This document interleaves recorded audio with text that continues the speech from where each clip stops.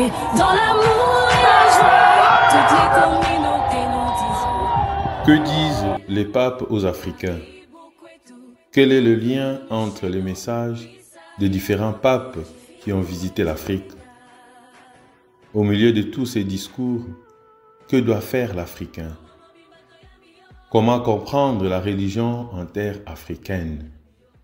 Qu'est-ce qui handicape l'Afrique?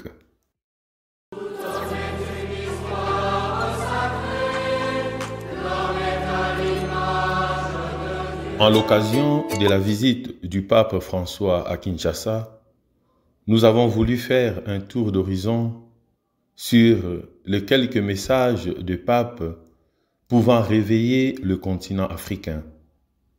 Le regard est porté sur les visites des papes en République démocratique du Congo ex-Zaïre. Il s'agit de Jean-Paul II et du pape François, tout en s'appuyant sur les discours des autres papes lors de leur visite en terre africaine. À la suite d'une invitation, le pape Paul VI entreprend une visite de 3 jours à Ouganda, le 31 juillet 1969. C'est la première fois qu'un souverain pontife moderne se rend sur le continent africain. Il rappelle d'ailleurs dans son discours que ce pèlerinage apostolique est fait à l'intention de toute l'Afrique et pas seulement de l'Ouganda. Lors de la clôture de la conférence épiscopale africaine, il prononce un discours dans lequel il déclare « Vous pouvez et vous devez avoir un christianisme africain ». Paul VI, s'adressant aux Africains, parle ainsi de la liberté humaine et de culte, ainsi que de la paix et du colonialisme, disant souhaiter une Afrique dirigée par les Africains. Ce voyage sera le seul de Paul VI en Afrique. Le pape Jean-Paul Ier, qui n'a fait que 33 jours, ne s'était pas rendu en Afrique. Mais nous retenons de lui une prière qui nous est chère.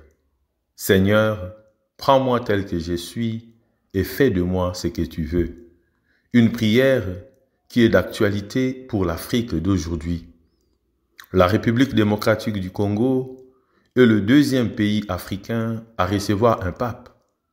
Et c'était le pape Jean-Paul II, lors de sa première visite en Afrique, le 2 mai 1980. Il se rendra pour sa part une dizaine de fois en Afrique, visitant 40 pays en tout. C'était à l'occasion du second centenaire de l'évangélisation de la République démocratique du Congo. Le premier mot du pape Jean-Paul II en arrivant au Zaïre était que Dieu bénisse le Zaïre, que Dieu bénisse toute l'Afrique. Il disait « Je me tourne tout spécialement vers ce pays du Zaïre, qui est au cœur de l'Afrique et qui est le premier à m'accueillir. Ce grand pays, plein de promesses que je suis si heureux de visiter. Ce pays appelé à de grandes tâches, des tâches qui demeurent difficiles. Oui, vraiment difficiles. » Le deuxième voyage du 264e pape en terre congolaise, ancien Zaïre, était le 14 août 1985, couronné par la béatification de la sœur Marie-Anouarit Nengapeta. Le pape disait « Chacun sait que je viens en responsable religieux, témoin de Jésus-Christ et de l'Église, serviteur de la paix, désirant la liberté et le respect des personnes, le bien commun des nations, l'instauration de l'amour fraternel. » Le pape Jean-Paul II souligne « Les pays africains aspirent à la paix, au développement de leurs ressources, à la reconnaissance de leur dignité et de leurs valeurs ancestrales. Dans leur sagesse, ils ne veulent pas séparer l'essor culturel, économique et social du progrès moral et spirituel. Le pape Benoît XVI, à son tour, ne visitera pas la République démocratique du Congo, mais au cours de son pontificat, le 265e pape visitera d'autres pays d'Afrique, en 2009, l'Angola et le Cameroun, et en 2011, le Bénin. Ces discours étaient autour de la conversion, de la réconciliation et de l'espérance pour l'Afrique. En Angola, il a demandé à l'Afrique d'être le sel de la terre africaine. Le 31 janvier 2023, le Congo reçoit pour sa 3e fois un pape.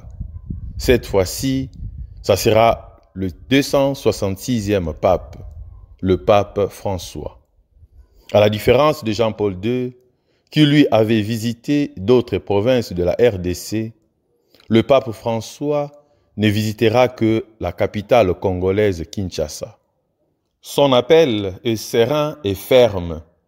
Cessez d'étouffer l'Afrique, enlevez vos mains de l'Afrique. La République démocratique du Congo est un pays immense et plein de vie, mais qui semble depuis longtemps avoir perdu son souffle. Il y a le paradoxe qui caractérise la République démocratique du Congo, qui caractérise l'Afrique entière. Un grand écart entre la richesse de ce pays et la misère du peuple.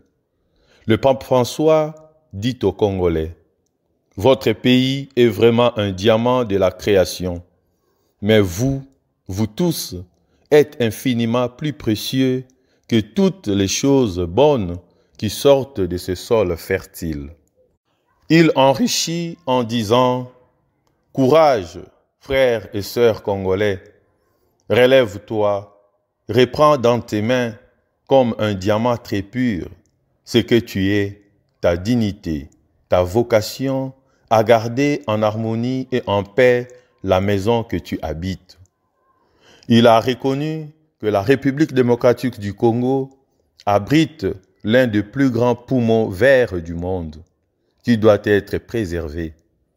Comme pour la paix et pour le développement, dans ce domaine également, une collaboration large et fructueuse est importante, permettant d'intervenir efficacement, sans imposer des modèles extérieurs plus utiles à ceux qui aident qu'à ceux qui sont aidés. En regardant de près tous ces discours des papes qui ont visité l'Afrique, et en particulier la République démocratique du Congo, on découvre qu'ils invitent l'Africain à regarder l'Afrique à partir de l'Afrique. L'exploitant restera l'exploitant. Surtout la main qui donne est toujours au-dessus de la main qui reçoit. Si les hommes purement religieux nous invitent à une telle prise de conscience, qu'attendons-nous pour nous réveiller de toutes sortes d'esclavages, politiques, religieux, économiques, social, mental, psychologique? Nous devons comprendre que beaucoup d'aides ne profitent même pas à celui qui est aidé, mais plutôt à celui qui aide. L'ignorance est plus cruelle que toute autre infection ou épidémie. Le pape Paul VI a été clair. Vous pouvez et vous devez avoir un christianisme africain. Et Jean-Paul II a redonné place aux cultures africaines. Mais entre nous soit dit, nous attendons quoi encore? La paix est entre nos mains. Comme l'a souligné le chef de l'Église d'Angleterre, appelée aussi Église anglicane, l'archevêque de Canterbury, s'adressant aux foules et aux leaders du côté du pape François lors de son pèlerinage œcuménique pour la paix et la réconciliation. La réponse à la paix et à la réconciliation ne se trouve pas dans des visites comme celle-ci, mais elle est entre vos mains. Nous avons simplement peur que si nous marchons autrement, nous ne serons plus financés. On ne va plus nous donner, nous n'irons plus là-bas. Voilà pourquoi, avec tout ce que nous avons, nous restons esclaves, aliénés, dépendants et sous perfusion. Le 266e pape demande de cesser d'étouffer l'Afrique. Nous pouvons dire humblement, Africains, cessons de nous étouffer.